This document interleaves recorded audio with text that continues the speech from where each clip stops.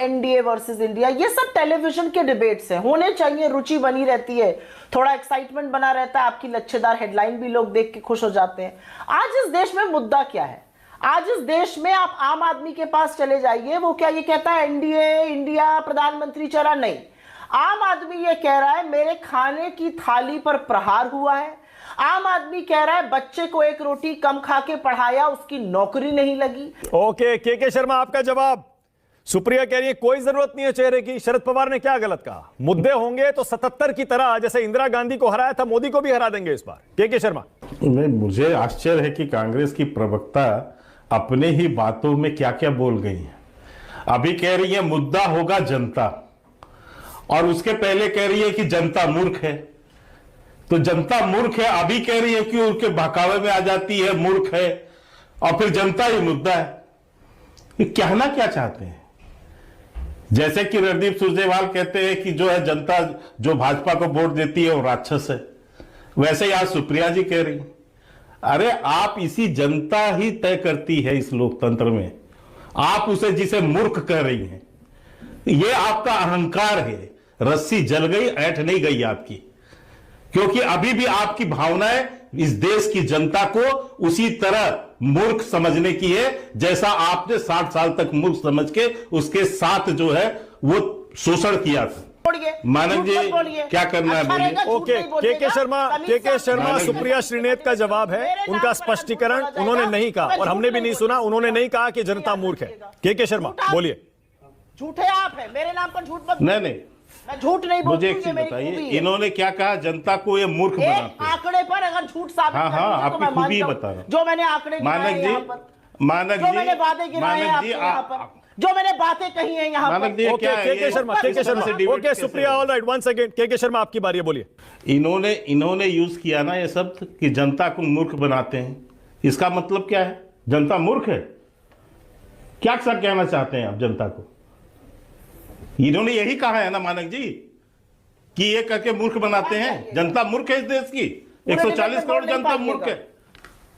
तो ये इनकी सोच है, ये इनकी मानसिकता है। अब मैं आप छलावा करते हैं जनता के साथ। नहीं, मेरा समय मुझे दे दीजिएगा। हाँ मानक जी, जितना समय उनको दिया उतना मुझे दे दीजिएगा। अब आपने 77 के चुनाव की बात की, तो 77 के चुनाव के परिस्थिति और परिवेश क्या थे मानक जी? ये जो आज ये घमंडिया गठबंधन देख रहे हैं, इसमें कौन है जयप्रकाश नारायण? किसी की वह है कि जयप्रकाश नारायण जैसा किसी का कृत्य है इसमें? मैं त्यागी जी को आपके चैनल पे सुन रहा था एक दिन। त्यागी जी ने खुद कहा कि इससे पहले 200 छोटे छोटे कस्बों तक जयप्रकाश नारायण जी ने 77 के पहले सभाएं की। और केवल जयप्रकाश नारायण जी ने नहीं की, जो लोग जेल में बंद थे, जेल में बंद होने के बावजूद जो है निकल के वहां से भी कैंपेन कर रहे थे। इसमें कौन है अटल बिहारी वाजपेयी के लेवल का लीडर? इसमें कौन है जो है जॉर्ज फर्नांडिस के लेवल? कौन है मधु लिमिये के लेवल का नेता? और किसकी आवाज जो है पूरी देश में सुनी जाती है?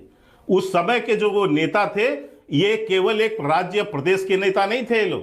ये लोग पूरे देश का नेतृत्व करते थे।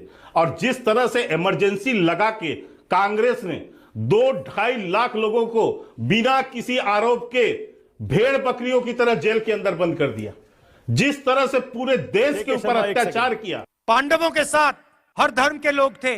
पांडवों ने भी नफरत के बाजार में मोहब्बत की दुकान खोली थी। उस समय के अरबपति पांडवों के साथ खड़े थे क्या?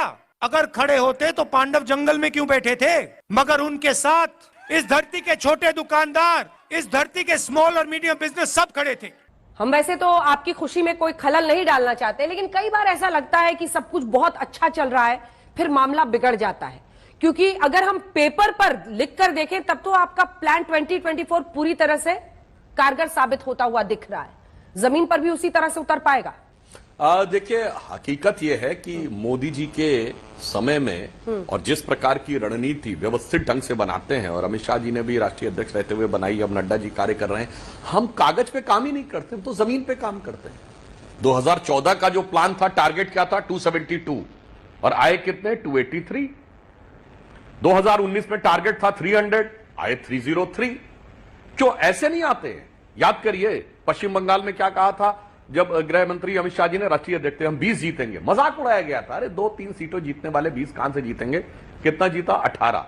बिहार में जब हमने कहा था हम स्वीप करेंगे तो कितना मजाक उड़ाया गया था। क्या हुआ देखिए, हमने कहा था सपा बसपा गठबंधन होने के बाद उत्तर प्रदेश में कि हम 60 सीटें जीतेंगे, 2/3 बहुमत पाया हमने।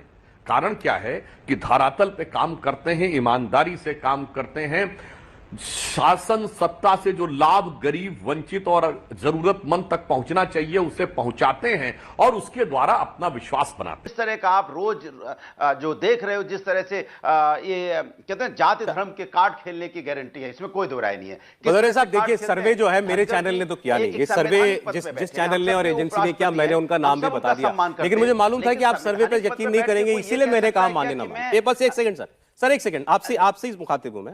आपने मुझे जिला पंचायत से लेकर के विधानसभा तक का आंकड़ा बता दिया। मेरी बात पूरी नहीं, आपने मेरी बात आप बोल लीजिएगा ना, आप मुझे लोकसभा के क्यों नहीं बता रहे? सौरभ जी ये ठीक नहीं है, मेरी बात पूरी होने दीजिए, कम से कम 2-3 मिनट बोलने दीजिए। 2-3 मिनट? अच्छा बोलिए आप। ना कि मैं बोलूं ही ना, दूसरे बोलते रहे। अब आपने बोलिया तो मैं बोलूं? नहीं खड़े हुए।